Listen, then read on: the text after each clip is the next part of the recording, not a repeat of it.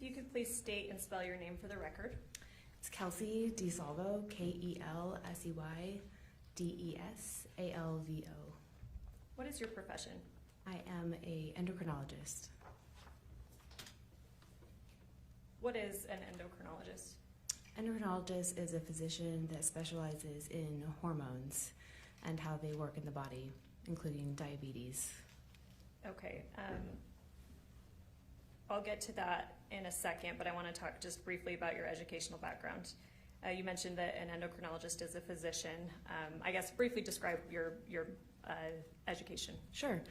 So I did undergraduate at University of Colorado. Then I did medical school at the University of Colorado, which is 4 years. Then we do internal medicine residency for 3 years. That was also at the University of Colorado, followed by a 2-year endocrinology fellowship where we go into the hospital.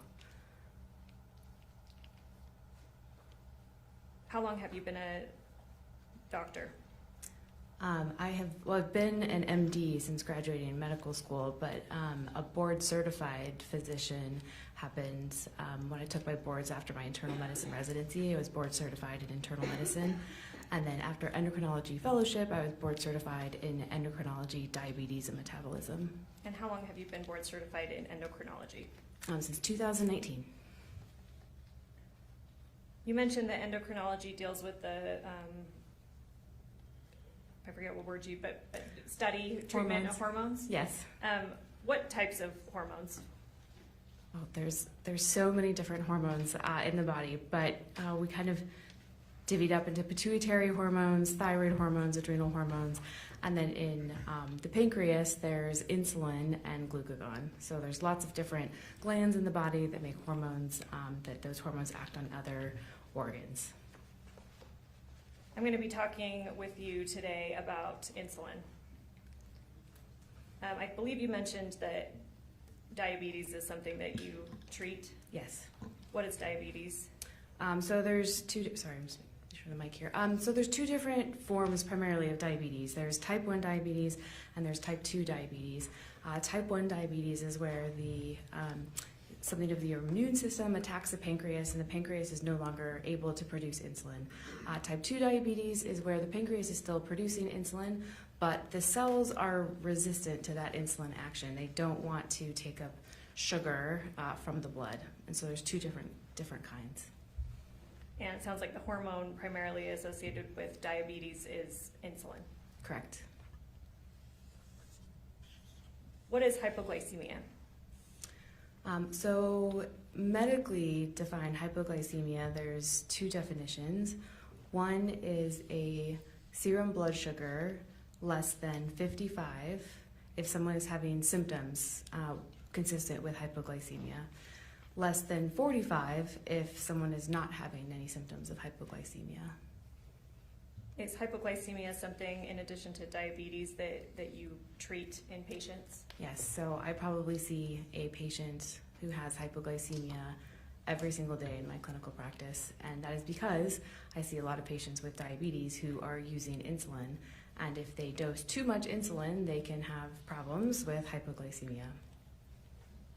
All right, I'm going to come back to that. I want to cover a few, I guess, basic items first. The jury's heard a lot about different types of syringes. Is there a particular type of syringe that's used with insulin? Yes, typically they come in 1 ml insulin syringes or 0.3 ml insulin syringes, and they have units on them. So when we talk to patients about how to administer insulin, we often talk about how many units of insulin they should be administering. So for instance, I might say you should administer 5 units for insulin to cover your breakfast. So they would pull out an insulin syringe if they don't have an insulin pen, and they would draw up 5 units. So in the syringe, it's units instead of milliliters that we would normally see in another syringe that would fill with a different medication.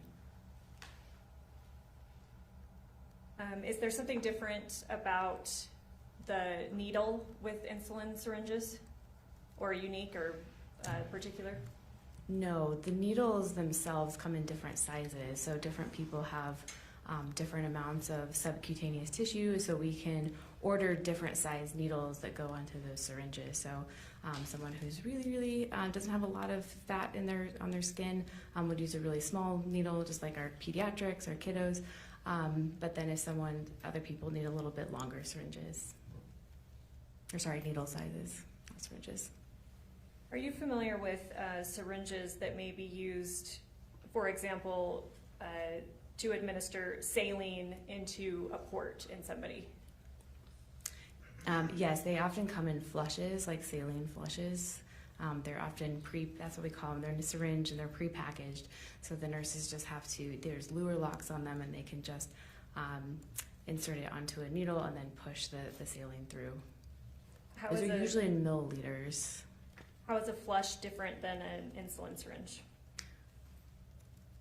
Which I could show you. Insulin syringes are very, very skinny and they're very small because it doesn't take very much insulin to give a big dose of it. So they are significantly smaller than saline flushes. I'm going to jump around a bit. You mentioned your education and training, particularly as a medical doctor. Do you know what a DNR means? Yes, DNR means do not resuscitate. So if a patient, sometimes we say is coding, that means that their heart stops, that they don't want the medical team to come in and perform CPR. CPR is mechanical pressure on the heart to try to make the heart pump blood. And with a do not resuscitate, when you're running a code, we put shock pads on patients' chests to deliver shocks to see if we can restart the heart with electrical activity. And then there's other medicines that we would give in the case of running a code. So a do not resuscitate means that in the event that the heart stops, you do not want those particular interventions. In your training and experience, does a DNR mean that if somebody is in a clear medical crisis, you cannot touch them at all or give them any medical care? So absolutely not. Someone can have a do not resuscitate. We can hospitalize them, for instance, and they can be having an asthma exacerbation, and we can give them nebulizers, or they can be in diabetic ketoacidosis, and they can get insulin. Or they can have pneumonia, and we can give them antibiotics. Do not resuscitate just really means in that moment, if their heart stops beating, that they do not want us to intervene. Do you work with nurses in your practice? I do work with nurses in my practice. As part of your practice in working with nurses, do you have to have some familiarity or knowledge about what nurses would know? Yes. Would you expect a nurse to know what a DNR means? Yes.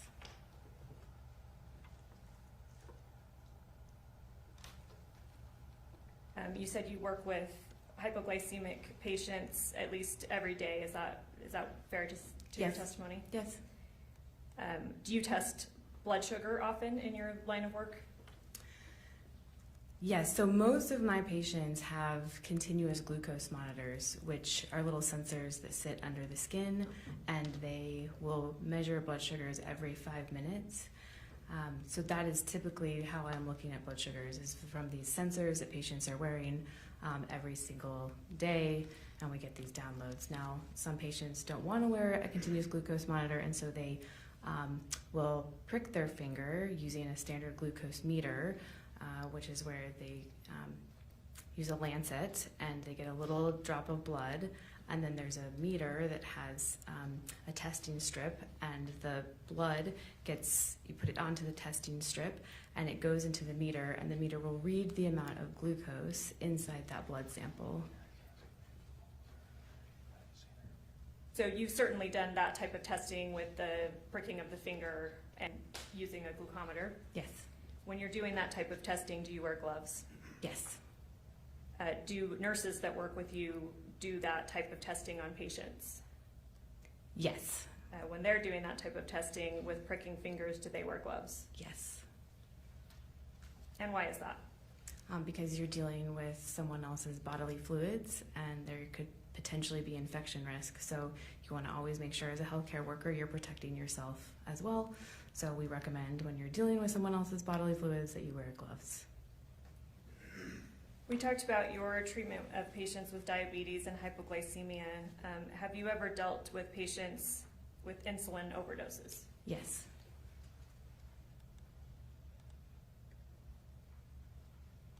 Now, you've been retained as an expert in this case by the state of Utah, is that right? Yes. And you've reviewed certain items relevant to the case? Yes. What have you reviewed in this case? So I have reviewed the hospital records from when Kacee was admitted to the hospital. I have reviewed a PDF of blood sugars, including the time that those blood sugars were taken and those values. And I have reviewed a preliminary hearing transcript. Those are the documents that I've reviewed. Okay, and talking about a preliminary hearing transcript, that's a prior hearing that occurred in this case. Do you remember whose testimony you reviewed? Yes, there was a medical examiner, and then there was the primary care physician who was treating her in the outpatient setting. You were not given to review text messages, Correct. I have not reviewed text messages. police reports. No. You've not been given to review consultations with potential other witnesses or other experts that may be involved in the case. I have not. Do you feel like, well, actually I'll get to that in a second.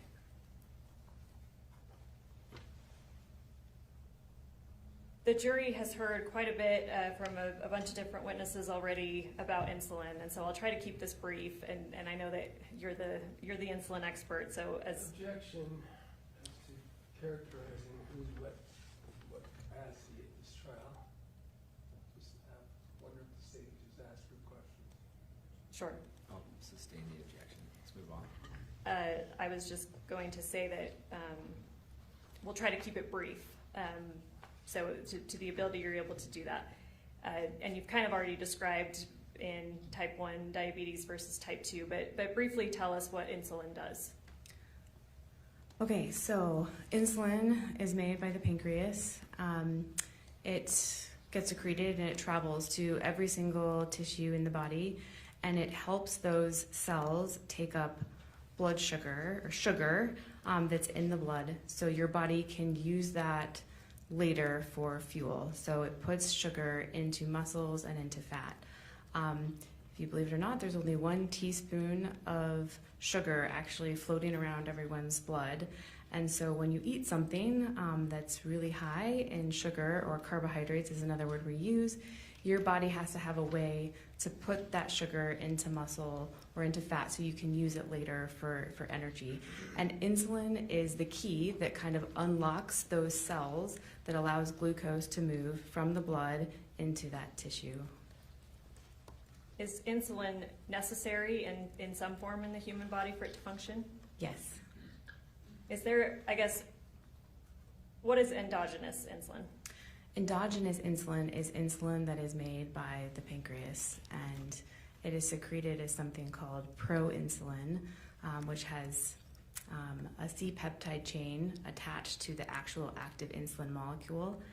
And when it gets released, the C-peptide gets cleaved from the insulin, and that activates the insulin, so then it can go to every single tissue to try to get glucose into those cells. So endogenous, fair to say that's created by your own body? Yes, endogenous means created by your own tissue, by your own self. Exogenous insulin means insulin that was produced by a pharmaceutical company. It's chemicals, molecules that are very structurally similar to endogenous insulin but different. And those are insulins that we can give by injections. And maybe we already covered this, or it may be obvious, but in what circumstances would someone need exogenous insulin? So people with type 1 diabetes need both a long-acting insulin and a short-acting insulin. Sometimes long-acting insulin we call basal insulin. And there's many patients with type 2 diabetes where their body still produces insulin, but their tissues have such a degree of insulin resistance. You need more insulin to kind of help those cells kind of open up those doors to allow glucose to go in. So there's a lot of patients with type 2 diabetes who also need to be on insulin products. If a patient is not diabetic at all, and their body is producing endogenous insulin normally, would they have any need for exogenous insulin? Absolutely not. What might happen if a non-diabetic patient receives exogenous insulin? So that insulin would be absorbed by the body, go into the bloodstream, and then it would start acting like endogenous insulin. It would start telling those cells to pull glucose out of the blood.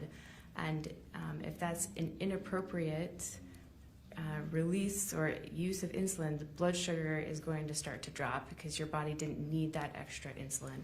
So blood sugars will be low, and that is hypoglycemia. Is hypoglycemia dangerous? Yes, so hypoglycemia can be fatal. In what circumstances? So the most important tissue that you have that's really sensitive to hypoglycemia is your brain. So your brain relies on glucose coming in from the blood in order for it to function. And if you don't get enough glucose, your brain cells start to die. And there's something in your brain stem that tells your body to breathe. And so if those parts of your brain start starving because they don't have glucose, they start dying, they can no longer tell your body to breathe. And so then oxygen levels will start to drop because you're not taking big breaths, you're not able to get oxygen to your cells. You mentioned the brain. Are other organs in the body, does hypoglycemia affect other organs in the body? Yes, every single tissue needs glucose to basically have those cells stay alive. So the heart, the kidneys, the liver. But the brain is very sensitive because unlike the liver actually can store glycogen, which is, it can break it down into sugar, the brain doesn't have a way to store sugar. It's totally reliant on the rest of the body delivering sugar and via the bloodstream. Is the amount of time that a patient may present with hypoglycemia important? Yes, so if you start to have low blood sugar, hypoglycemia, the sooner you intervene, the less likely you are to have long-term neurological damage or damage to your brain cells.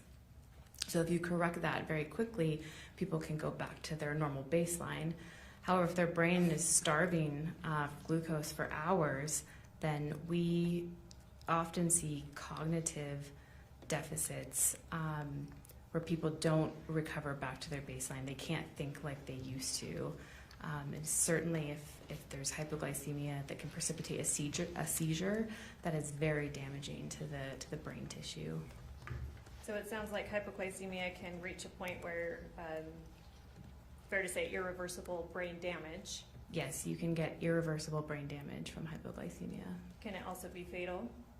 Yes. So at some point, your brain will no longer have enough sugar and it will start to shut down, and then your lungs don't get the message to take in deep breaths. And when that happens, oxygen levels start to fall, and every single tissue in the body will start to die because every tissue needs oxygen. As blood sugar drops in a person, what symptoms do you typically see? So there's two types of symptoms that people can get from hypoglycemia. The first is symptoms related to adrenaline release or epinephrine release. So your body tries to correct the hypoglycemia by secreting a lot of epinephrine. And so epinephrine makes people really hot, really sweaty. It can make their heart start beating really fast. They can start to feel anxious. That's kind of like a stress response to the hypoglycemia. The other symptoms are the brain's response of not getting glucose, which is slurred speech, confusion. Sometimes people almost seem like they're drunk or intoxicated because their brain's not functioning well. And then after that, they can start to slip into a seizure or a coma, and then after that, so they don't wake up. You mentioned before that if the brain is being deprived of glucose, that it can affect the breathing. Is that right? Correct. I guess, are there any symptoms you would see with breathing in somebody that is hypoglycemic and blood sugars are dropping? Yeah, they would no longer be able to take in full deep breaths with their lungs. So where you inhale and exhale, you lose that, the muscles lose that ability to take in those deep breaths. And so you can't draw or pull in oxygen into the lungs. So people will start to breathe very shallowly. Have you heard of the term death rattle? I have. What does that mean to you? A death rattle, when people are dying and their breathing patterns become irregular, they don't take in deep breaths, and a lot of times they can't move secretions, so you can't swallow. Some of the secretions start getting into the trachea or into the airway, and that can cause an auditory sound that you can hear when people are dying. Are you familiar with the condition of sleep apnea? Yes. What does that mean? Obstructive sleep apnea often means that when people are sleeping, their breathing patterns will sometimes pause. They either are obstructing, either the tissue is kind of compressing their airway, or there's something in their brain that momentarily pauses.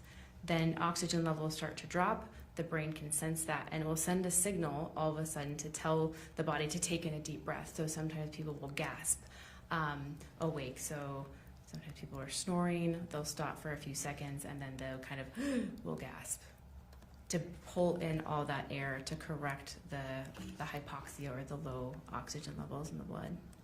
What you described as a death rattle, is that something consistent with what you might see in a hypoglycemic patient whose sugars are too low that it's starting to affect breathing? If they've been down long enough that their brainstem is shutting down and they're not taking in deep breaths, then yes, you could hear kind of a death rattle. Does that sound different than sleep apnea breathing? Yes. Would you expect even a layperson to understand the difference between, or hear the difference between those kinds of breathing? Yes. It is very alarming to hear someone doing a death rattle and not taking in deep breaths in and out. Would you expect a nurse to understand what a death rattle is? Yes. I want to talk about at what point hypoglycemia becomes, well, let me just ask it. At what point does hypoglycemia become a medical emergency? Really, when your blood sugar starts dropping less than 45, and if it's not intervened upon, that is a medical emergency. So when we have patients admitted in the hospital and they have a low blood sugar, that is a call to the physician to say that this patient just had a low blood sugar, this is what we did to correct it. We will keep checking the blood sugars, but this is not something that is ignored. Also, when we get outpatient labs and someone has a low blood sugar on their electrolyte, their basic metabolic panel, there is a mandatory call from the lab to the physician or the nurse practitioner's office to say, hey, we have a critical alert, is kind of what they call. And so we have to call our patients and say, hey, are you okay? Did you correct your low blood sugar? Would you expect a trained nurse to know this? Yes. Even a nurse that doesn't specialize in endocrinology or hypoglycemia? Yes, so hypoglycemia is part of their nursing boards. It's part of their normal nursing curriculum. Nurses who treat patients in the clinic, treat patients in the hospital, they know what hypoglycemia is. I'm going to show you what's already been admitted as States Exhibit 10. It'll maybe take a second, but it'll pop up on your screen right there. And if we could also, since it's been admitted, publish it for the jury.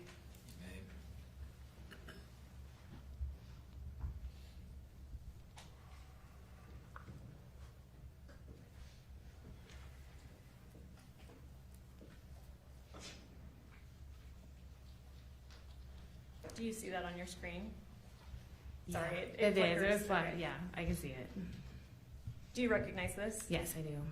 What is this? This is a spreadsheet of glucose levels and the time that the blood sugars were drawn. And this is for whom? This is for Kacee. Is this something you reviewed in preparation for your testimony in this case? It is. All right, I want to go through, and the jury's already heard that we see, oh, sorry, mine just disappeared. Oh, there we go. We see the date, BG level. What do you take that to mean? So the date is the date that this was, the date that the blood sugars were collected. BG level means blood glucose.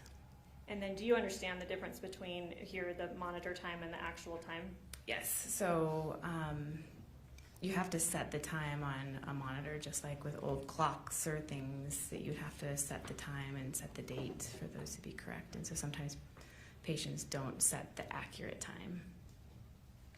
So is it your understanding in reviewing materials for this case and coming to conclusions, are you relying on, what time are you relying upon? I was looking at the actual time when I was reviewing this. All right, I'll start from the top. What's that top blood glucose level that we see? So top blood sugar is 87, which is a normal blood sugar. I guess what's the range that you would consider normal in a non-diabetic person? Normal is typically 80 to 120, but we don't call something as hypoglycemia until it's less than 55 if people are having symptoms. So often in a fasting state, you can see blood sugars in the 60s and 70s, and those still are considered to be normal. The next one down, what's the glucose level? So 86. And I'm sorry, let's reference for the record the time. So 87, what time was that taken at? 87 at 9:18. 86 was taken at what time? 10:26. What's the next one? 77 at 11:16. Do you want to just keep reading them all? 77, so we see a drop from 86 to 77. I'm horrible at math, but that seems to be what, like about 40 minutes? Is that, sorry, 10:26? Yeah, yes, a little bit. So between the first and the second blood sugar, that's over an hour. And then yes, maybe like 45 minutes is the next. Then the blood sugar checks get a lot more frequent. So 11:55, then 11:59. Those two were collected very close, and that was an 80 and a 79. Okay, and let me stop you here. So the 86 to the 77, you said that even what's considered normal in a non-diabetic patient can even sometimes get into the 60s. Is that? That is correct. So is anything concerning to you about this 86 to a 77, or what does that say to you, that drop? That's not a significant drop. You can see fluctuations in blood sugars. Oftentimes what we look at in blood sugars is the trend of where they are going. So like if you were to graph this, kind of what that would look like. Okay, and I'm going to, actually, if you'll indulge me for a second, I'm going to pull up States Exhibit 10 and put it up in this format. If I'm able. So the jury can look at this, and then I'm going to introduce another exhibit with you.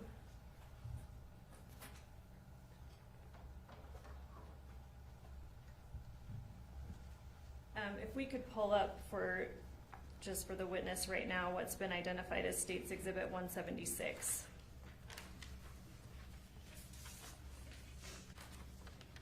Let me know when you see that. Yes, I can see it. What, do you recognize this? Yes. What is this? So this is these same numbers but graphed. So on the x-axis, this is the time of day. So you have 9, 10, 11. So hour-long increments. And then on the y-axis, these are blood sugars. So on the left, And these are just taking these numbers that you see in a spreadsheet form and putting it into graph form so you can see at approximately what time the blood sugars were collected and how they trended over time. Is this something that you created? It is something I created using Excel. There is no magic to this. And you use the data taken off of State's Exhibit 10? Correct. State moves to admit Exhibit 176. Mr. Williams, No objection. court receives States 176, wish to publish. Yes, thank you.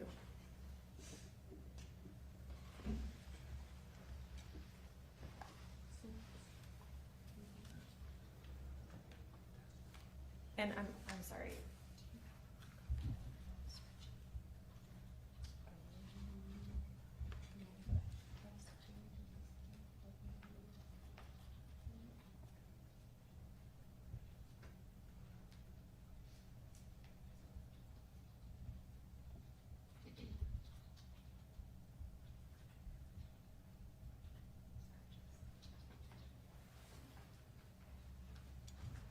Sorry, just for my own reference, since I can't see that.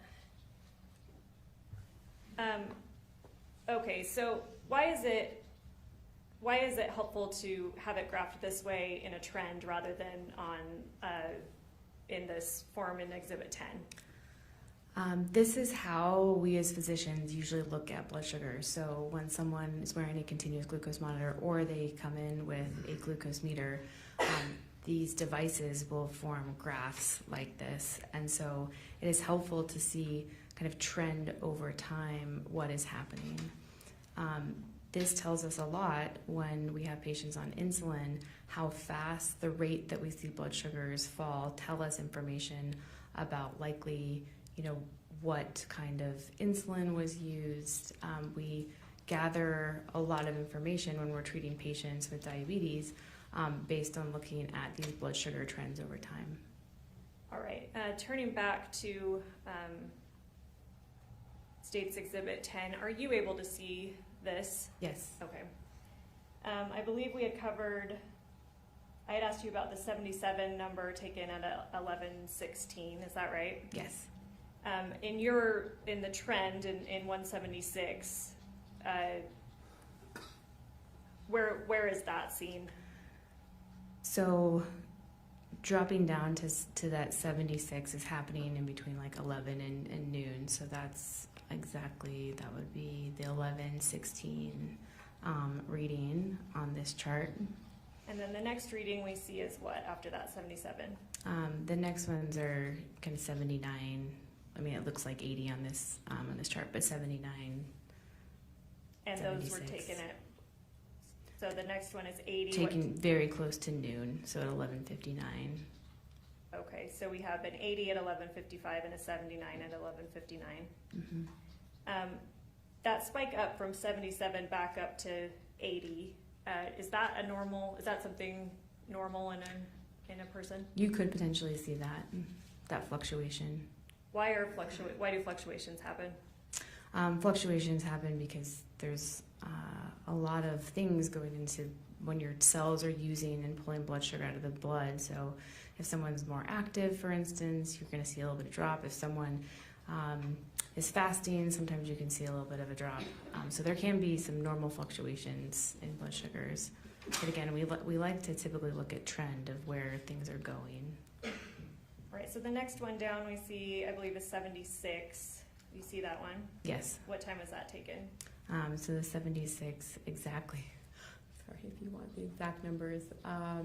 Was it 10:25. And sorry, is that the monitor time or the actual time? Oh, sorry.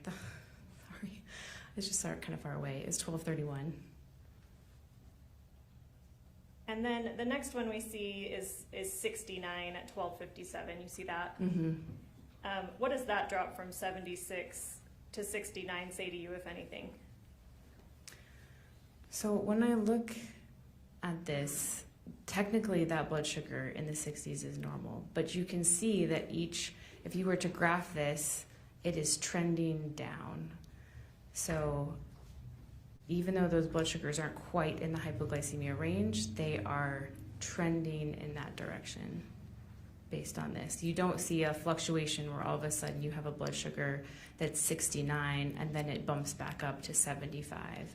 You continually see the next blood glucose is lower and lower. Okay, and let's go to the next one. The next one is after the 69. The next one is what? 64 at 13:19. Which would be 119. 119, yes. What level is 64? Is that still considered in the normal level for a non-diabetic? Technically, for a non-diabetic, that is still considered to be a normal blood sugar. But I will say that this trend, as a physician, if I saw this, would be alarming. Why would it be alarming?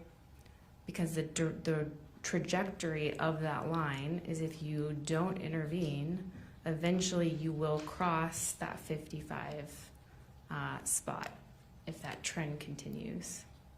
So we talked about things that could naturally cause fluctuations in people. I think you said activity and maybe diet. Yeah, like food status, and then activity is a big thing that will affect normal blood sugars.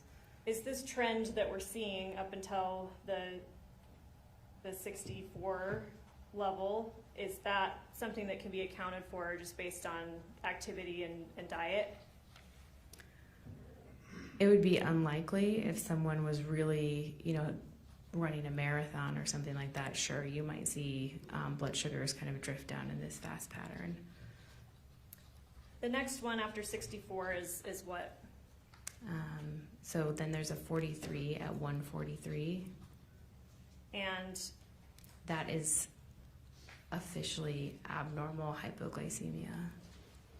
And where do we see this in your trend graph?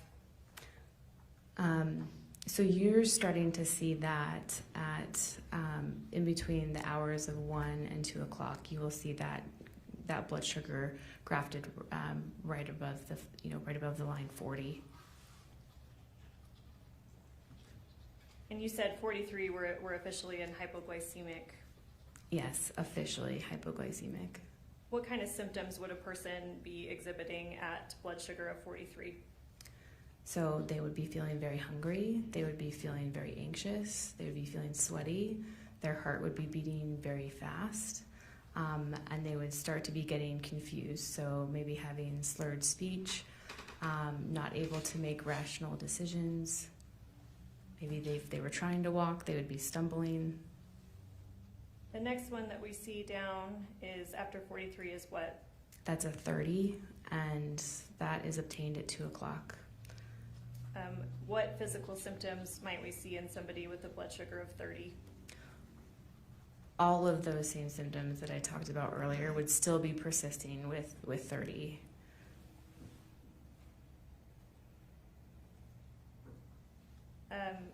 You talked earlier about hypoglycemia getting to a point where people can enter comas. Yep. Is that possible at the levels we're at right now, 43 and 30? Yes. Blood sugars in the 20s and 30s, we get very concerned that someone is going to have a seizure or they're going to pass into a coma. After 30, the next one we see is what? Then we see a 29 at 210. What symptoms would somebody be experiencing at 29? All of the same symptoms, starting to be very confused, not able to kind of interact appropriately as you would expect them to. Would a coma be consistent with that, perhaps? You could start slipping into a coma here, and this often depends on someone's background brain reserve. Okay, explain that for us. So if someone is already under the influence of another substance, their brain is going to take a hit from these low blood sugars much earlier than if someone didn't have those substances into their brain. So they're more likely to be more confused, slip into a coma if they have other substances on board. What types of substances might cause that effect? So alcohol, benzodiazepines, narcotics or opiates. Those are some of the big ones. Obviously, if any anesthesia or something like that. What about an antihistamine like promethazine? That I don't know of off the top of my head. Okay. The next one we see after 29 is what? So after 29, you have a 27 at 222. What physical symptoms are we seeing there? Probably all the same things that I described here. These are very dangerously low, life-threatening blood sugars. And we get the next several are kind of in the same range. We get 27. The next few jump up a little bit, 28, 32, 33. Are you seeing that? I do see that. What might account for that little jump? So this is probably a counter-regulatory stress response. So the body knows that this is dangerous, that your body does not like blood sugars like this. And so it will start releasing several other hormones to combat that, including epinephrine from the adrenal glands, cortisol from the adrenal glands, and glucagon from the pancreas. These are all hormones that are trying to mobilize food stores to try to get more glucose back into the blood. So this, what I think is probably her attempt at a counter-regulatory response to try to correct her blood sugar, but there was too much insulin on board to be able, for her body to be able to fight that. The next reading, I forget, did we get back to the 27 at the end before we get to low? So, no, we didn't, but 27 at 3:37. And again, same symptoms that you've described. Yes. The next three we see are low. Are you able to tell, based on Plaintiff's Exhibit 10, what low means? Yeah, so glucose meters always have a limit of how low they can actually measure. So after a certain threshold, they will just read low. Means it's so low that they can no longer detect it. And do you have any indication about what low means for this particular glucometer? It's less than 19. Is that consistent with other glucometers you've worked with? Yes, often.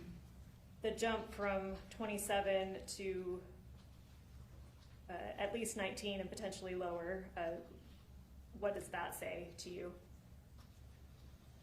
This just means her body was very much struggling. There was not enough glucose in her blood to sustain life anymore.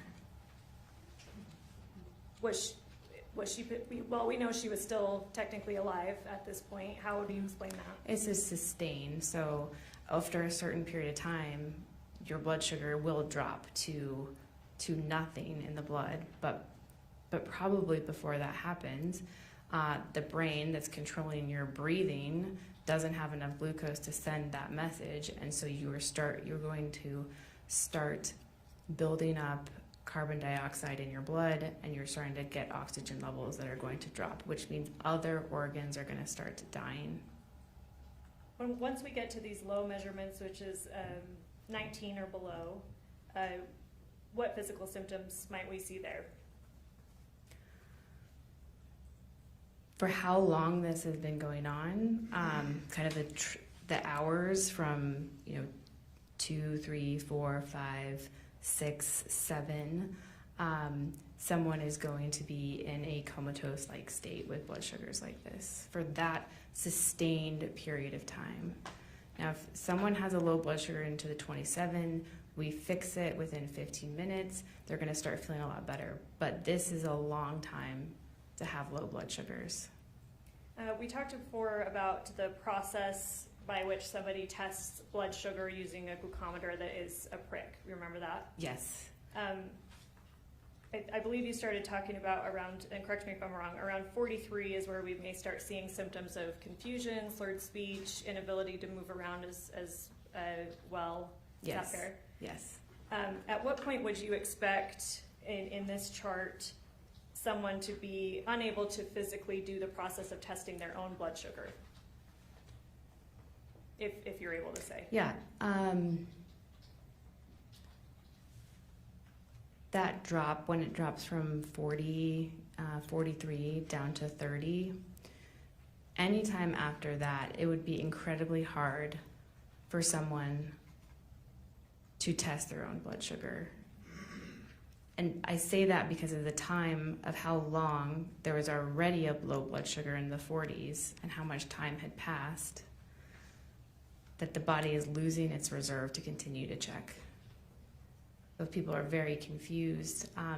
When we have patients who have a bad hypoglycemic event, sometimes they actually require third-party interventions. They are so confused, they can't even drink the juice anymore. So they have to have people sometimes give them glucagon shots or something to go up their nose because they are so confused they can actually no longer correct the low blood sugar themselves. Are you aware of, I guess, whether Kacee was eventually taken to the hospital? Yes, I know that she was taken to the hospital. I did review those records. Are you aware of what her blood sugar level was when either EMS or when she was taken to the hospital? Yes, so from what I recall, when EMS came and they tried to do a blood sugar, it was too low to read, and so they administered her some dextrose. Then I believe when she got to the hospital, her blood sugar was 14 on a serum blood sugar check, and this was after she had already been given dextrose by EMS. Dextrose is a form of sugar, of glucose in a medical, usually there's different concentrations, but it's usually in sterile water, call it D5, but it's dextrose water. A blood sugar level of 14, is that something that you would expect somebody to come back from? Not if it had been sustained for a very long period of time, so hours. You mentioned before that there's short-acting and long-acting insulin. Yes. Can you briefly describe those? Yeah, so long-acting insulin is insulin that when it gets injected into the skin, it forms these microparticles based on pH changes where it will slowly be reabsorbed into the body. So it's meant to last over 24 hours. So for example, I'm just going to pick this number because it's easy math. If someone injects 24 units of a long-acting or basal insulin, that insulin breaks down at a rate of 1 unit per hour. So you have a glob of insulin sitting under the skin, and it releases 1 unit into the body per hour. It's designed to last a long time. And that's for our patients with type 1 diabetes. Everyone's body always needs a background small amount of insulin to help with cell metabolism. What is short-acting insulin? So short-acting insulin is designed to be absorbed by the body much faster. So usually it's absorbed within 4 to 5 hours at reasonable doses. Now that changes if you give a big dose of short-acting all at once. It changes the volume of fluid under the skin. Your body can't absorb all of that in the normal 4 to 5 hours. It takes longer for it to process. Are you aware of how long Kacee was attempting to be treated at the hospital? Yes, I'd have to go back and look at the dates, but if I remember correctly, it was something around 3 days or so. Are you aware of what medical interventions were? You already mentioned dextrose being given at least once. Are you aware of what medical interventions given during that time at the hospital? Yeah, so they were giving her a lot of what we call amps of D50, which is 25 grams of sugar directed into her blood to try to bring up her blood sugars. But then they noticed that every time they did that, blood sugars might stay high for a little bit, but then they would drop rapidly. So then they started a drip, which just means that someone is constantly getting an infusion into their veins. And so she was started on a D10 drip. Even with that, she was still requiring D5 pushes or these extra glucose to try to bring up her blood sugars. So then the medical staff then increased the concentration of the D5 drip. They moved to a D20 drip, so 20% dextrose to try to keep her blood sugars stable.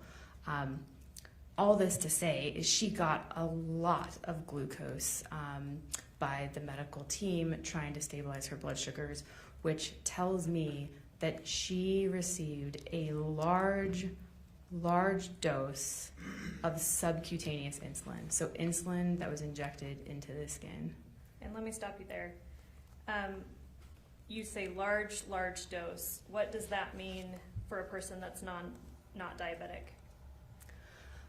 So the pharmacokinetics of this, if you inject more than 0.4 units of insulin per kilogram of body weight, it will change, how do I describe this?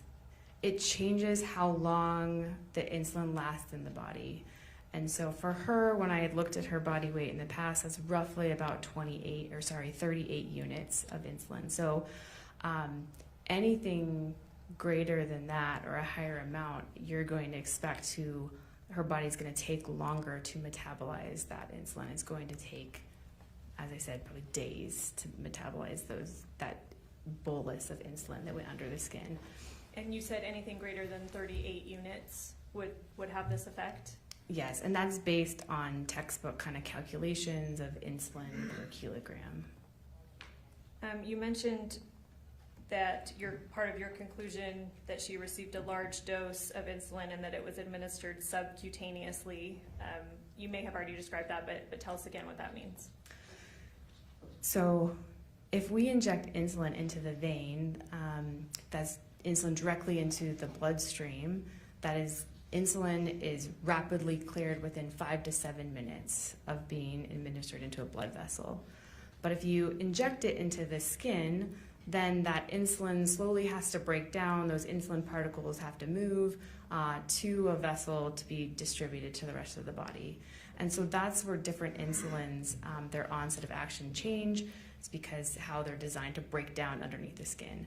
If you inject any insulin into a blood vessel, it doesn't matter if it's long-acting, short-acting, regular insulin, it all has the same properties. It's cleared from that blood vessel within 5 to 7 minutes.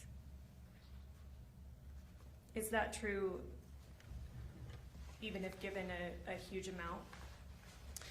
Yes, even if given a huge amount, you're going to see a rapid drop in blood sugars because that insulin is delivered directly into a vein. So when people get admitted for diabetic ketoacidosis, this is something where patients with type 1 can get really high blood sugar. We administer insulin drips, which they are directly insulin into the vein, where the nurses can titrate the insulin levels based on the blood sugar response. And because you see blood sugars change really quickly in the blood, you can be more precise with the amount of insulin that's being administered.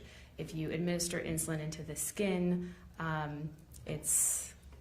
you don't have as much control of how that insulin gets distributed to the body because you're relying on the body's natural, like the skin and the pH in the skin for that insulin to be absorbed and then go into the blood vessels, if that makes sense. Are you aware of whether Kacee Terry had a port? Yes, I do know that she had a port. Briefly describe what a port is. So a port is, it's a kind of a catheter that goes underneath the skin directly into a major blood vessel. So when patients need, usually we do this for often for chemotherapy, if patients are expected to need to be stuck a lot, they can, if you do too many kind of IVs into peripheral veins, those veins can start to get damaged and they can kind of blow.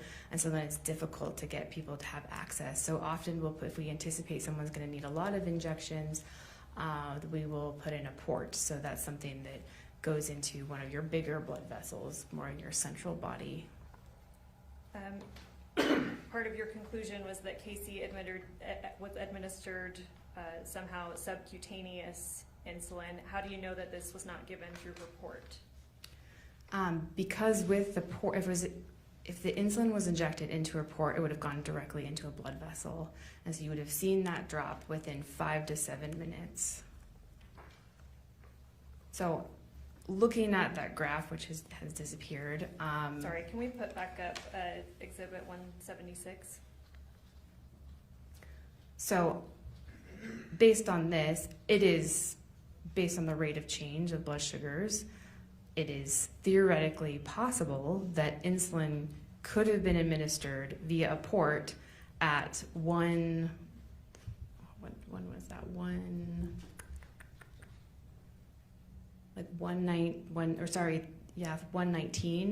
when you see that rapid drop of a blood sugar that's in the 60s straight down into the 30, that could be subcutaneous insulin, that could be insulin via a port. That's fast. I can't tell you at that particular moment. I could not exclude that it was not put into a port there. But I do know that insulin was not put into the port at 9:20 in the morning or 9:18 in the morning. And how are you able to make that conclusion? Because the two blood sugars, that line is pretty flat. I do not see any change in blood sugars at 9:20. So if that was insulin via port, you would have seen rapid blood sugars drop in that hour. What would you expect to see if given subcutaneously around 9:18? And let's start with if given short-acting insulin around 9:18, what would you expect? Yeah, so short-acting insulin has an onset time of 15 to 30 minutes. So when you look at this graph, 15 to 30 minutes is happening, and you don't see a blood sugar drop as you would expect. So at 9:18, you would expect within 15 to 30 minutes, so before 10 o'clock, blood sugar would have started to drop based on the onset time of short-acting insulin. What about this drop from 86 to 77 between 10:26 and 11:16? Are you able to tell anything Sorry, about that? can you repeat the question again? Where do you want me to look? Sorry, the drop between 86 to 77, the second and the third one. Sure. That could be normal fluctuations in blood sugar.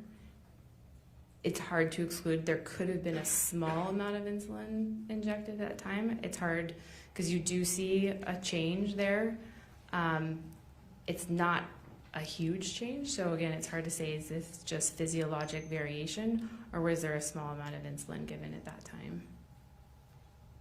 And again, are you able to conclude whether if a small amount of insulin was given at that time, are you able to conclude whether that would be subcutaneous or through a port? Through those times, let me just look at it again. 10:20. If there was anything given into a port at 10:26, I mean, you would have seen a drop in 5 to 7 minutes. But because it wasn't a huge drop and you see a rebound when you get close to the noon hour, if there was insulin through a port there, it was a teeny tiny amount, if anything. Okay.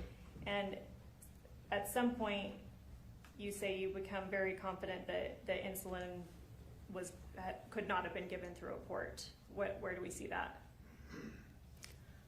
I know insulin could not have been given through a port at the beginning of the mornings of this chart. So like at 9, I know the insulin was not given via a port there because the next blood sugar at 10:26 is about the same as the blood sugar that it was an hour. So if there was insulin given, significant amount of insulin given in a port that would cause hypoglycemia, that blood sugar should be lower based on the onset of action of insulin delivered directly into a vein. Subcutaneous insulin definitely has different properties. Okay, let's talk about that. What, if any, conclusions are you able to make about timing of when subcutaneous insulin may have been administered? So if we were talking about Novolog, which is a short-acting insulin, and in my understanding that's the insulin that was found on the scene, so that has an onset time of 15 to 30 minutes. So when you look at these drops, and I look at it as an endocrinologist who's used to looking at blood sugar trends, to me, it looks like short-acting insulin was administered probably around 12 to 12:30 to cause that significant decline that we see in the trend in the graph. And again, are you able to tell anything about the amount? I can't tell anything about the amount based on this particular graph. I just can tell you it was a lot of insulin based on the rest of her trajectory of her hospital stay. Okay, so is it fair to say that Kacee could have received multiple injections throughout the day? That is possible. Is it fair to say that she could have received one large injection, which you said would be anything over 38 units for her body type Yes. at one point in time? Yes.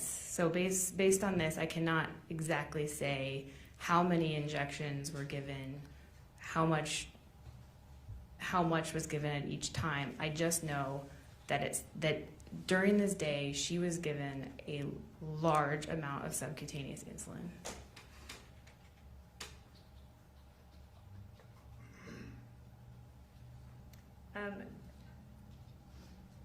How many units, insulin's measured in units, is that fair? Yes. How Yep. many units are in a vial? So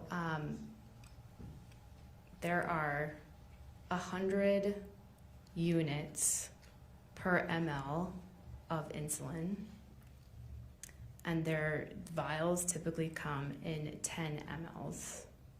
So there's 1,000 units per vial. Okay, so again, I'm bad at math. So would 1 milliliter equal 100 units? Yes. What would you expect 100 units to do in a non-diabetic patient, or not patient, but person of Kacee's It would properties? it would cause significant life-threatening hypoglycemia.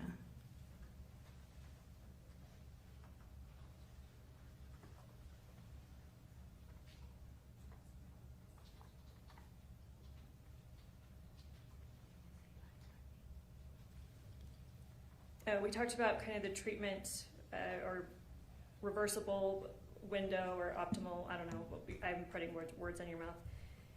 I believe you said 15 minutes. If somebody's pretty low, we can reverse it. Sure. At what point does it become difficult, if not impossible, to reverse? So again, everyone's brain is a little different with this, but for most people, I say when you're getting into the hours of prolonged hypoglycemia that is this profound, that is this low, I'm not talking about like mild hypoglycemia, but this low, that's when you're starting to get irreversible brain damage from hypoxia. And once we're getting into the low readings, be it below 19, Yeah, that's considered to be very, very low. would you expect a trained nurse to know this? Yes. If someone is getting these low readings, meaning that their glucose is in the teens, is that a medical emergency? It is a medical emergency. Is it the kind of event where even minutes may matter? Yes. Would you expect a nurse to know this? Yes.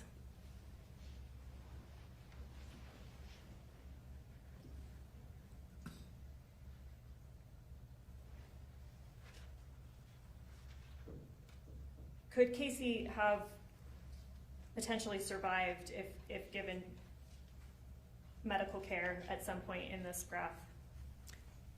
Yes. Are you comfortable saying at what point? The first time intervention, could have certainly saved her life is when you have that true hypoglycemia in the 40s. If that was corrected, that would have saved her life. So that's at 143? I would say until you're starting to get into the hours where you're looking at 2 to 3, 3 to 4, that's again when you're going to start getting irreversible brain damage. Now you still might be able to save someone's life, but they might have cognitive deficits.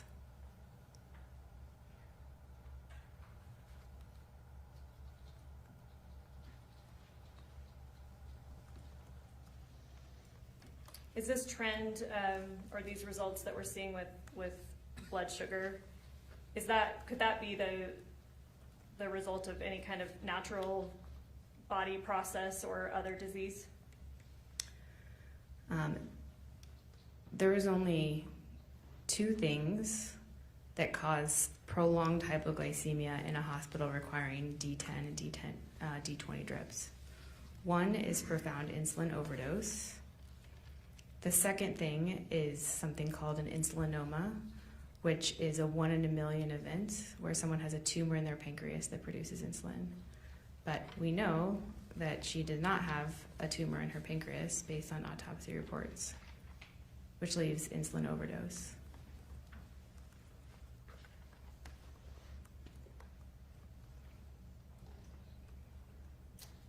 Sorry, I'm just going over my notes.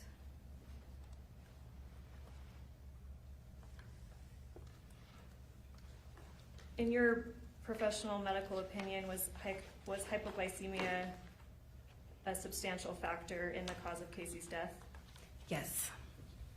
In your opinion, medical and professional opinion, was the death of Kacee the natural and probable consequence of severe hypoglycemia left untreated? Yes.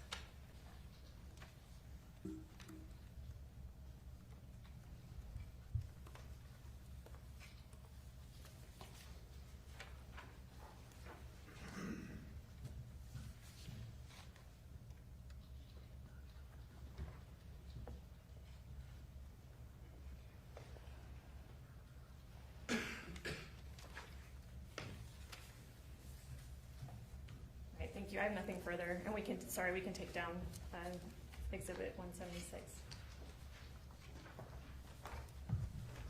Mr. Williams. Thank you, Your Honor. Scott, do you have any for this, or do you want me to? I would like to keep it.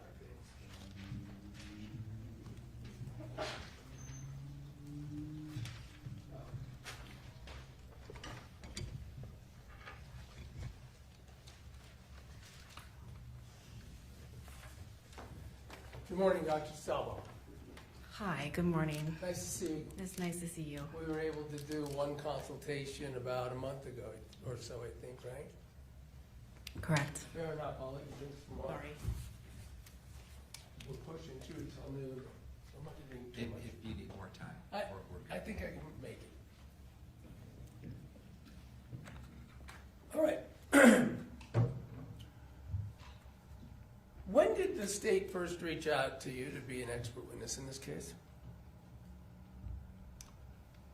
The exact date, I do not recall that. Do you recall the month? Ooh.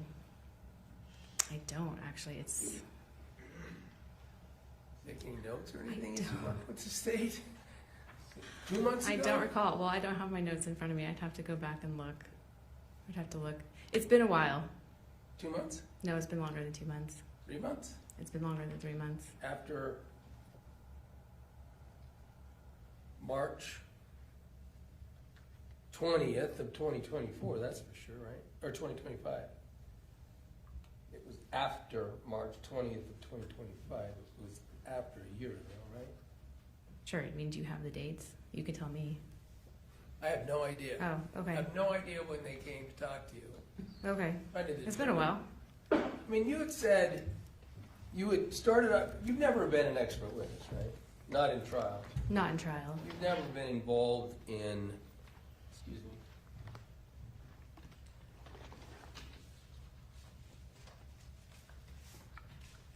in evaluating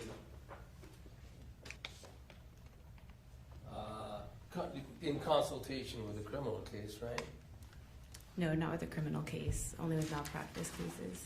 You've been an expert witness, I think, when we talked a couple times, like with the medical malpractice, you did it once, right? Twice, and then I also helped the state from a doppel complaint. On a state licensing. Yes, state licensing, yes. So DOPL is the professional licensing board that decides whether or not someone, for instance, could continue to be a nurse, right? Correct, or a doctor. Did you know in this case that Meggan Sundwall was still a nurse on March 20th, 2025, licensed? I did know that she was a nurse. Did you know she was still licensed on March 20th, 2025? I did not, but I do now. Okay. So With that, we've got some work with civil lawyers. We've got some work, one case with Doppel, right? Correct. And that is the sum total of expert consultation that you've been involved in. Is that fair? Correct. So, and you don't know when the state came to you. Certainly, it was within the last, can we say 6 months? Yes. If you give me my cell phone, I could look to find the emails if this date is really important to you. Well, let me, I don't know what's important to. I'm not going to make decisions ultimately in this case. I'm just trying to get information, but let me put it in a different context. You started right out by talking about what you were given to review to reach conclusions in this case, right? Correct. And you were specifically asked if you consulted with other people, right? Other experts, right? Yes? Yes. And you didn't. You didn't reach out and consult with other experts, is what you said, right? No, I did not say that. Okay. I missed it. Who did you consult with? You asked me this when we had our meeting, who I consulted with.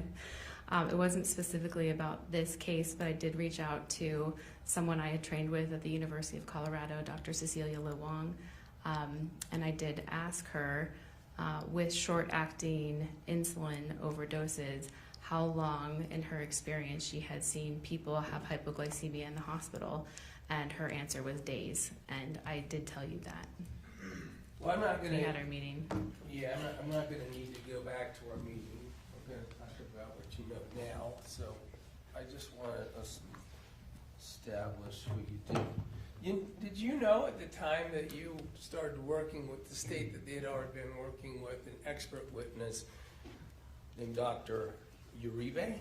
I did not know that at the time that they reached out to me. So they've never told you that they worked since March, as early as March 3rd, 2025, with an expert on the subjects that included testifying about the interaction between insulin and other substances identified in the victim's autopsy, cases involving insulin overdose, how they typically present, and how those cases compare to this case. The state never told you that they had been working with Dr. Paul Uribe since March 3rd, 2025? They did not. All right. So I take it that, well, if they didn't tell you, you never sought any information or advice or any consultation with Dr. Uribe. Right. I consider myself to be an expert in hypoglycemia. I understand. I'm not going to challenge your expertise. Okay. We're going to Great. talk about what the state is using you for. You did review some earlier testimony from Diane Allred in this case, right? Will you please refresh my memory? She's the emergency doctor who handled the treatment of Kacee Terry in the hospital? I believe I reviewed the testimony from the medical examiner and from the primary care physician. I'm gonna check you on that, I guess. Okay. Because I don't think, well, the testimony from the primary care phesican. From the primary care Okay. physician, yeah. And then, so that's Dr. Masto. Let me just tell you who it is. Okay. And then, I'm sorry, who else did you review testimony from? From the medical examiner, Dr. Muri, I'm gonna tell you. yes. So you had some prior testimony that was given, but you didn't talk to those people, right? Correct, I did not talk to them. I just reviewed the transcripts. Did you watch any of their testimony at this trial? I did not. So you haven't seen what their conclusions were about the insulin and whether they could reach any conclusions from I have their not. from their data as to these questions about what kinds or what times and things like that apply to the administration of exogenous insulin in in this case, right? I have not heard their conclusions.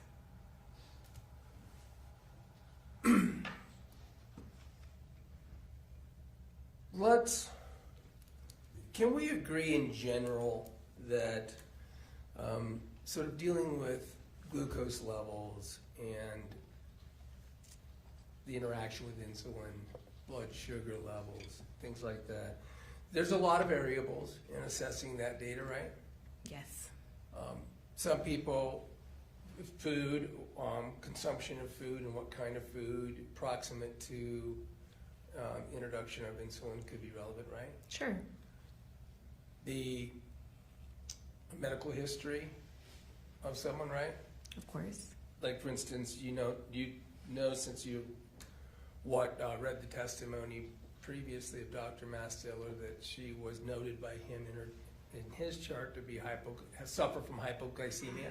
Yes, I did read that. So we've got issues with hypoglycemia with Kacee. We know that, right?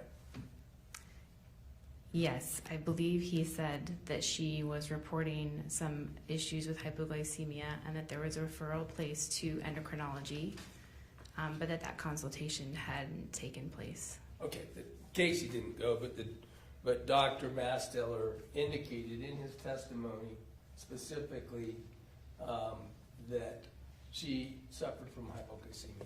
Objection, misstates testimony. Well, I'll sustain that.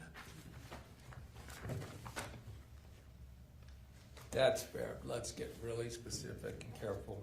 Do you remember from his testimony that she said she was hypoglycemic? Do you remember that?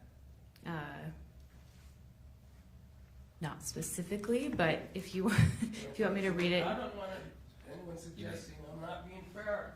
You read Dr. Mastiller's testimony at a preliminary hearing to come here as the state's expert witness, right? Yes. All right. I highlighted at the bottom of the transcript of his testimony. What did he say? Yes. So she was hypoglycemic. Okay. So Dr. Mastiller had reported in hypoglycemia in someone can be another tricky factor. Sure. And all these tricky factors can affect what any particular dose of exogenous insulin might have done to Kacee, right? Yeah, if someone's already prone to hypoglycemia and you give them exogenous insulin, it's going to make that even worse. So it also means somebody who could have various shifts in their blood sugar levels for various reasons, right? Isn't that what suffering from it means? Yeah, so, I mean, I can elaborate if you would like me to. She had a history of gastric bypass, and sometimes patients with gastric bypass can have what we call reactive hypoglycemia after they eat something that's really high in carbohydrates. Sometimes their blood sugars can drop after they eat. Typically, they are not severe drops. They are easily corrected with food. If somebody wants to. Well, you would have those counter-regulatory responses. So you'd have epinephrine, cortisol, and glucagon that your body would naturally make whether you wanted it to or not to try to correct that low blood sugar. And you could try to correct it, for instance, by drinking Coke. Juice. Yeah, Drinking a Coke. juice or, eating candy. Eating candy. Right, Gum. let's... Oh, by the way, you talked about you hadn't been given police reports and things like that on this case, right? That's correct. I have not. Take a break. Sorry. You need to have a drink of water.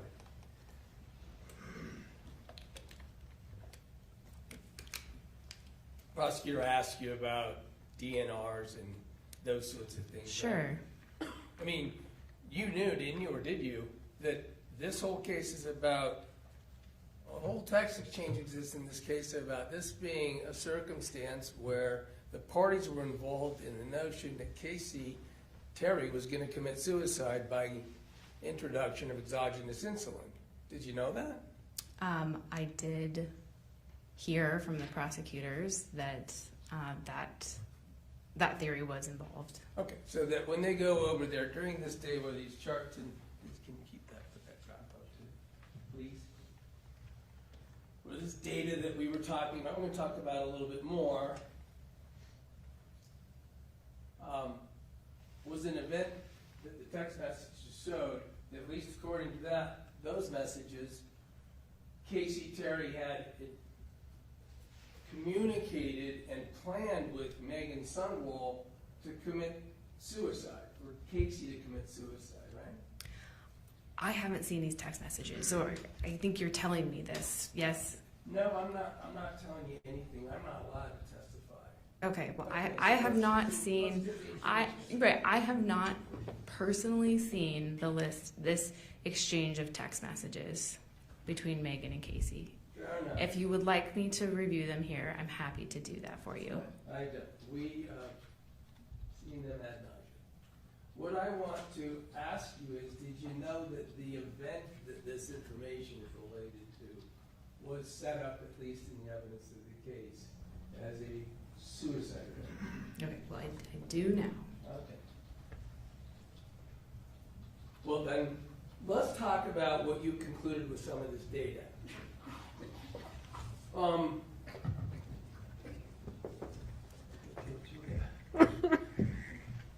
just went down the room. I get it. You have me right up here. Is it okay to proceed? Yes.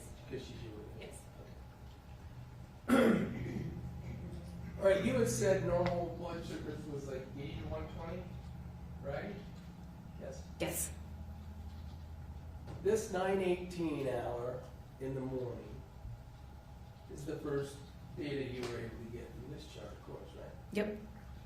Now, at that time, she is just on the low normal 87, right? Yes. So that's typically where blood sugars are, 80 to 120. But you can have blood sugars in the 60s and 70s that we still consider to be normal. Remember, the definition of hypoglycemia is less than 55. Okay, I'm just going with what you said. You said you had started off. Like, yes, with in normal. general, most blood sugars do sit in the 80s to 120s. In general, she was at the low end of that, right? 87. Yes, normal blood sugar. What do you know about what her blood sugar was before 9:18? I don't know anything about what her blood sugar was before 9:18. We have this drop of, I don't know, can't do math either, but there's this time throughout these first couple hours where, let's see, 45 minutes, she goes from that 86 to 77 drop, right? And back to 80? Yep. And then she had about a 20 or so point drop between noon and 1. That's roughly, she was around 80. Right, so. And then dropped to 69. I see, I'm going to refer to certain sections, so if that's okay. She could have taken long-acting insulin before 9:18 that could possibly be responsible for the drop to 77, right? So long-acting insulin typically takes 1 to 2 hours to take into effect. So if you had an injection, you are going to start seeing some blood sugars drop in the 1 to 2 hours. 1 to 2 hours is that time period from the start of these numbers to 77, right? Yeah. So according to this, it's certainly possible and consistent information with Kacee Terry having taken some insulin before 9:18.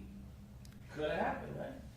It could have. I'm going to stop you there so I can just do question and answer.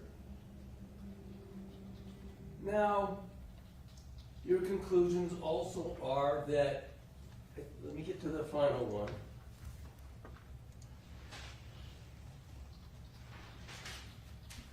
That it's hard to know whether or not this data and your conclusions from it came from multiple doses of short-acting, right? That could have been. It could have been multiple doses of short-acting. Including a large dose. That could be what this data shows you, right? You could have had a larger dose, yes. So, and it all could be combinative. It could all be combined with some Sure. long-acting Yeah, I cannot exclude the possibility that long-acting was also given. Long-acting, when it drags down blood sugars, the slope is usually a consistent slope over 24 hours. Right, so, well, you said the body corrects off, right? Rebounds a bit. The natural. It can, yeah, you can have a rebound a bit, but the overall trajectory of the slope, you can have the points fluctuate a little bit, but the trend in general stays about the same. So that's, yeah, because of how long-acting breaks down and gets absorbed into the body. So you could be trending on it, and then you could take short-acting or something, that probably cause a more precipitous drop, right? Yeah, And if you've got the long-acting in there, the short-acting is gonna even be cumulative with that, it's gonna increase the likelihood of drop, right? will certainly increase the drop. You have a 40-point drop in 1 hour I on that graph. understand this data, I'm asking in general, if I've got long-acting in me, maybe once, maybe twice injected, and it's sloping down, Mhm. it's dropping my blood sugar, right? Because I'm not Yep, diabetic. right, yep. And then I take some fast-acting, that's gonna combine with the long-acting and produce a dramatic effect, right? Sure, yeah. So, by the same token, if I've already got the long-acting a little bit, that drastic impact could happen with even a little less of the short-acting, because I've got them both in me now. Yes, sure, yep. According to your graph,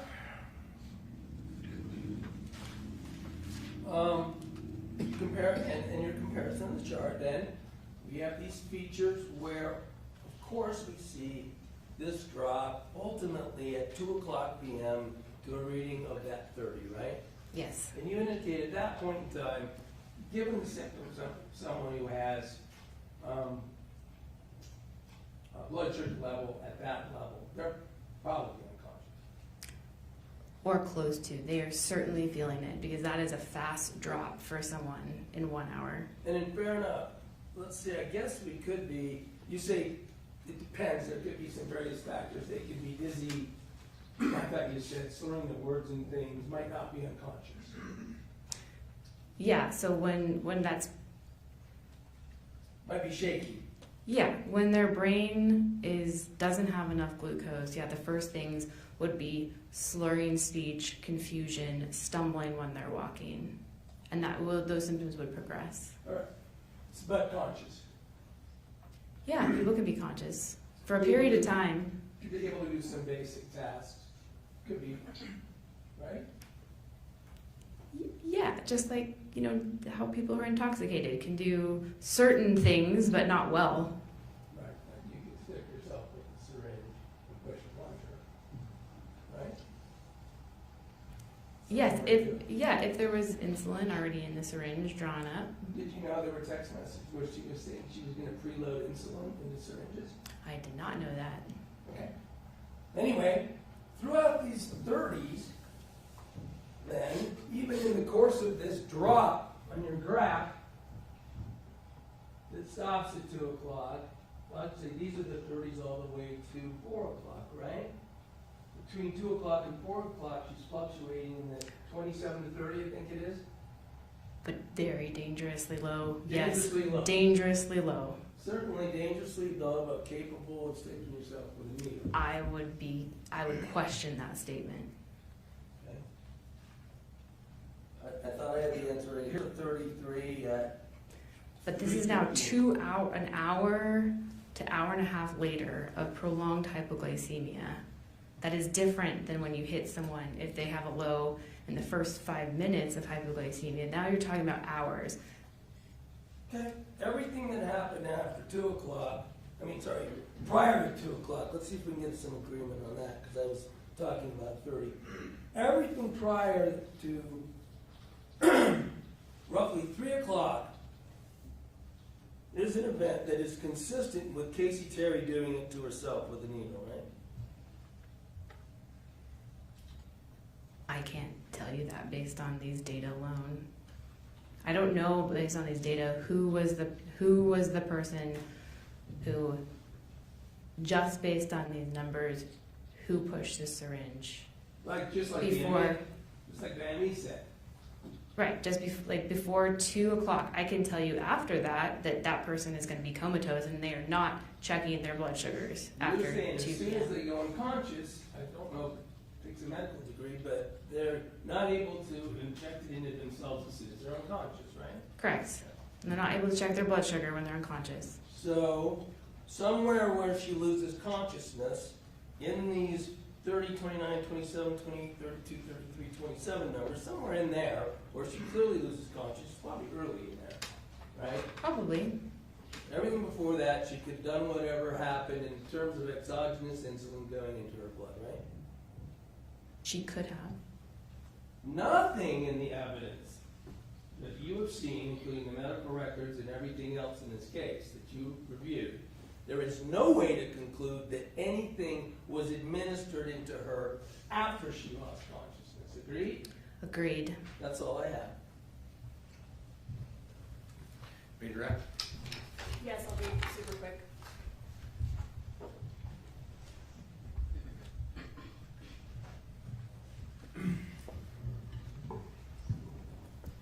Mr. Williams asked you if you consulted with other experts in this case, and you referenced somebody in your field that you did talk to. Mm-hmm. Did you consult with other potential experts associated with this case?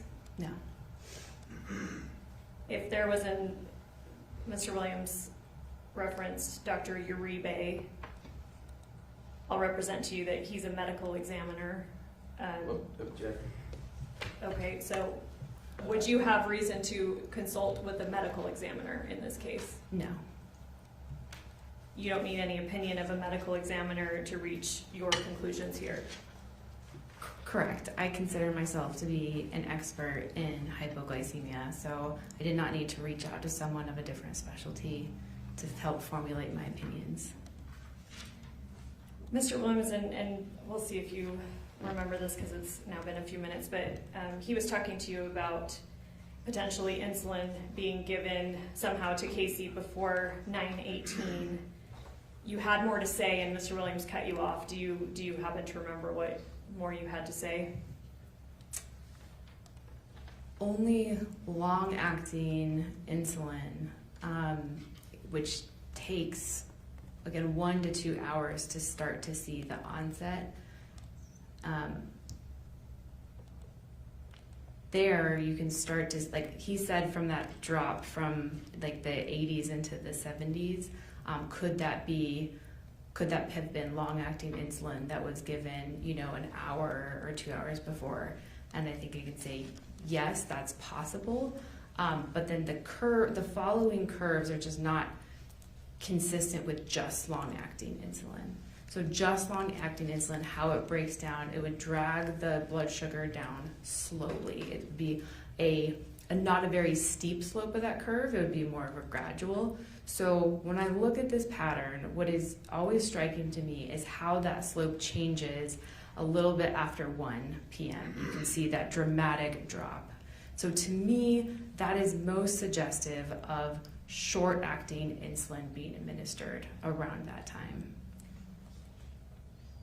And that time would be around 1 to 2. Yeah, like 15 to 30 minutes before you start seeing. So that one at 69 or 70, like at 12:30. Now, maybe there was a smaller dose of short-acting insulin given before then, because you start to see the trend at noon. You start seeing blood sugars drop, but then the slope dramatically changes. So to me, that means that a circumstance changed. This is most likely, when I look at graphs like this, again, in my experience, is most likely short-acting insulin causing that rapid drop of 40 points. Correct me if I'm wrong, but I believe on cross, I heard you testify that around after 2 p.m., it would be difficult or impossible for Kacee to check her own blood sugar. Yes, this is someone who's not used to having low blood sugars. Your brain is not used to that. And for the longer it goes without fuel, you cannot function normally. You're going to drop into a coma and you cannot do your activities of daily living anymore. So checking sugars would be included in that? Correct. also drawing up a syringe with any substance would be included in that? That would be incredibly, incredibly hard. To draw up a syringe of insulin, you have to tip the vial upside down, you have to get the needle and the syringe, you have to insert it, you have to pull back, you have to take it out, make sure you didn't drop air, which I've had patients do, and then you would have to inject yourself. Sorry, what you said drop air, what does that mean? Drop air. So if you, when you hold a vial under and you put a needle in, if you put in the needle too high, there's air at the top, and people will just drop air. So you have to be able to look precisely and hit a small rubber stopper to get that needle through the vial and make sure the needle is in the fluid, and then pull back to pull out the fluid from the vial. And it's consistent with your opinion that after about 2 p.m., Kacee would not have been able to do that process herself. Correct. Right, I have nothing further.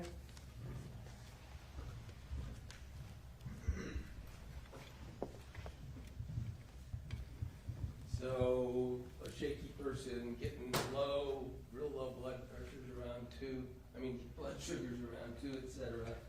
Make it hard, they might shake, right? Yeah, it's like the adrenaline release, your sympathetic nervous system, you do start to feel very trembly. Hard to do something that, like, draw a needle back, put it into a vial, draw it back, load your needle, right? Yeah. You might have to punch it 14 times to make it happen, right? Right? Sure.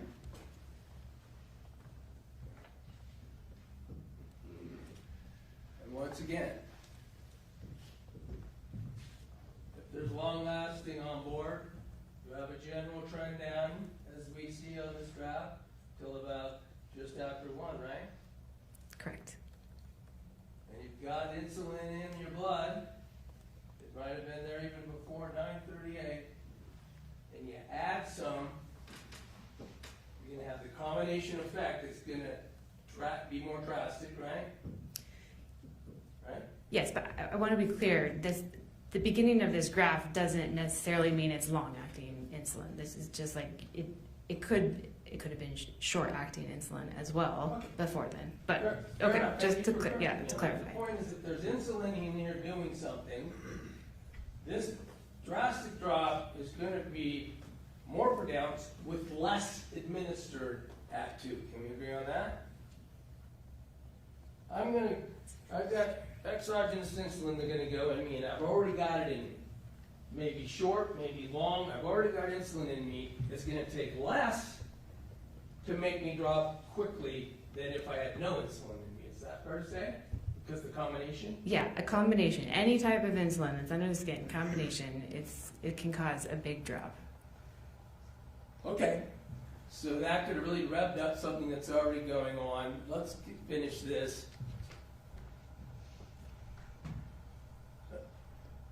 This line at the bottom, you would talk about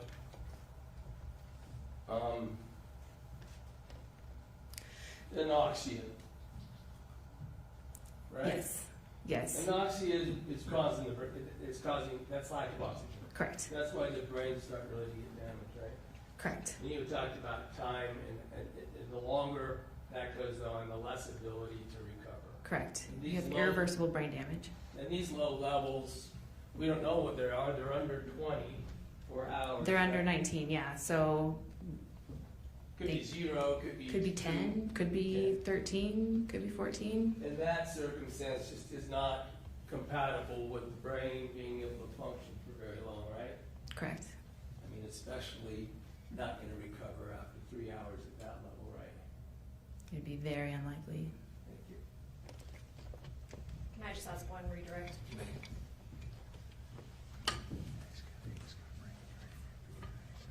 In the graph that we're seeing, and including Exhibit 10, the levels up until about 12:31 could still be, they're still in normal range, correct? Yes. That's all I have. Thank you. Can this witness be released? Or should Yeah. yeah,